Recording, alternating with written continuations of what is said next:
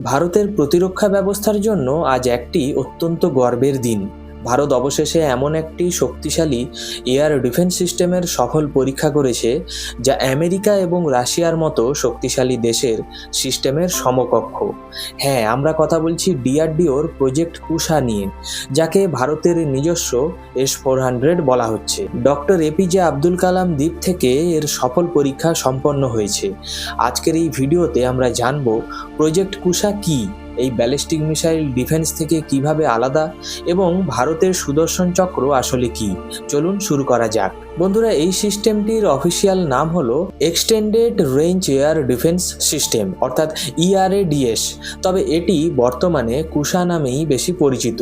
এটি একটি mobile network centric এবং multi layered air defence system. এর মানে হলো S-400 এর মতোই এটিকে ট্রাকে করে এক জায়গা থেকে অন্য জায়গায় সহজে নিয়ে যাওয়া যাবে। এর মূলত তিনটি ভ্যারিয়েন্ট বা সংস্করণ তৈরি হচ্ছে। প্রথমটি হলো M1 ভ্যারিয়েন্ট, যার রেঞ্জ 150 কিলোমিটার এবং সম্প্রতি এই সফল পরীক্ষা করা হয়ে গেছে। M2 ভ্যারিয়েন্ট, এর রেঞ্জ হলো 250 কিলোমিটার। অ্যান্টিশিপ ব্যালিস্টিক মিসাইলের হাত থেকে যুদ্ধ জাহাজগুলোকে রক্ষা করতে এই একটি নেভাল ভার্সন তৈরি করা হচ্ছে, যার পরীক্ষা আগামী 2027 সালে হবে।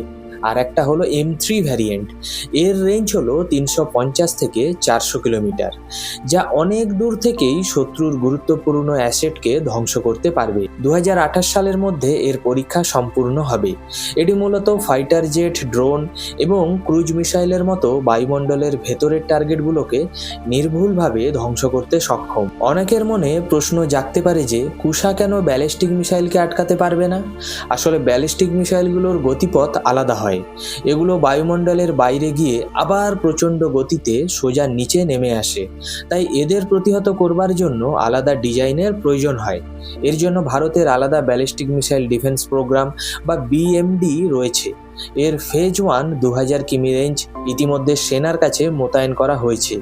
ফেজ 2 হলো 5000 কিমি রেঞ্জ বা ICBM, যা গত মাসেই সফলভাবে টেস্ট করা হয়েছে। আর হাইপারসনিক গাইড ভেহিকেল ঠেকানোর জন্য ফেজ 3 নিয়ে বর্তমানে জোর কদমে গবেষণা চলছে। এই দুটি সিস্টেমের পাশাপাশি প্রধানমন্ত্রী নরেন্দ্র মোদী সুদর্শন চক্র তৈরির কথা ঘোষণা করেছিলেন, যা 2035 সালের মধ্যে সম্পূর্ণ প্রস্তুত হবে।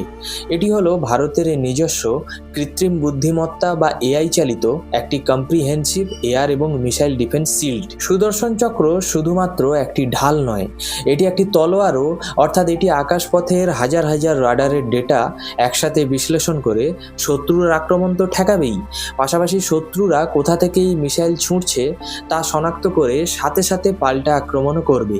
সাইবার আক্রমণ প্রতিরোধ এবং লেজার ভিত্তিক ওয়েপন, অর্থাৎ ডিরেক্টেড এনার্জি ওয়েপনের অন্তর্ভুক্ত থাকবে, যা একসঙ্গে শত শত ড্রোনের ঝাঁক বা সোয়ার্ম অ্যাটাক যেটাকে বলা হয় সেটাও অনায়াসে সামলাতে পারবে। সব মিলিয়ে ভারত এখন আর শুধু আত্মরক্ষায় সীমাবদ্ধ নেই। আত্মনির্ভর ভারতের অধীনে ভারত এখন বিশ্বের অন্যতম সেরা এবং স্বয়ংসম্পূর্ণ প্রতিরক্ষা বলয় তৈরি করেছে, যা অন্য কোনো দেশের প্রযুক্তির উপর নির্ভরশীল নয়।